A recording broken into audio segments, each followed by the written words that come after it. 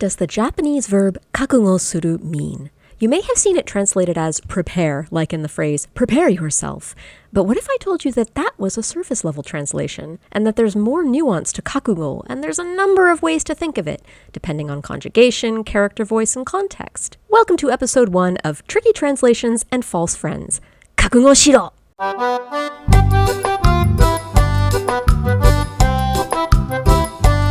To get the full meaning of a Japanese word and all of its nuances, it's always a good idea to consult a monolingual dictionary, that is, a Japanese to Japanese dictionary.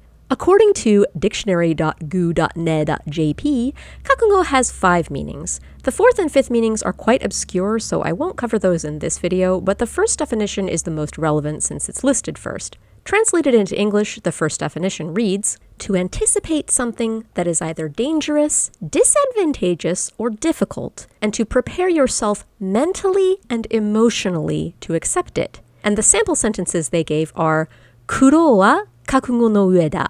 I understand and accept that hardship is in store, and kotowareru no wa kakugo shiteiru. I anticipate rejection and I accept that. The second definition, translated into English, reads, Buddhist term, to escape hesitation and to be enlightened to the truth. And the third definition, translated into English, reads, to acknowledge that an impending difficult ordeal cannot be avoided and to give up, to resign yourself to something. And the sample sentence they gave is, Mou koremade da to kakugo suru. It's all over, I say in resignation.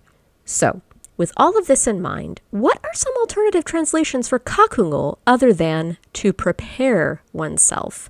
As you saw in the above examples and definitions, words like resign oneself or accept something are layered into the word kakugo, and these nuances aren't always present in the English word prepare. So if it's kakugo shiteiru, rather than I'm prepared, you could say I've made peace with it.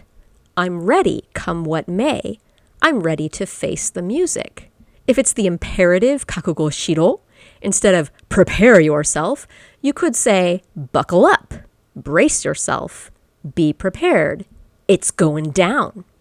If it's just kakugo with the exclamation point, instead of saying prepare, it's totally natural English, you could say on guard, prepare to die, eyes up, let's rumble. It's go time. If it's past tense, like kakugo shita or kakugo shiteita, instead of translating that as I was prepared or you were prepared, you could say I was ready to or I'd resigned myself to. And if it's a sentence like kakugo shita houga ii, instead of thinking it as it's best that you be prepared, you could think of it as make sure you're ready, you should prepare yourself mentally for it, or even something like brace yourself for a hard truth if context calls for it. These are only a few suggestions, and I may add more in a pinned comment of this video as more come to mind, and I'm sure the comments section will have a few other suggestions to sift through. Hopefully this will give you a jumping off point to help develop your own way of thinking of and translating the verb kakugo. So, should you never translate kakugo suru as to prepare? Of course not. Just take extra care when you encounter it and really consider what it means in the particular context it's in. Sometimes prepare is the best choice. Sometimes it isn't. Words have a lot of nuance, and we should all take care to express these nuances rather than just using a dictionary definition or a synonym. Thanks for watching. This video is part of a playlist. If you want to learn more about these tricky translations and false friends that trip us up in understanding and translating Japanese, check out the other videos in this series.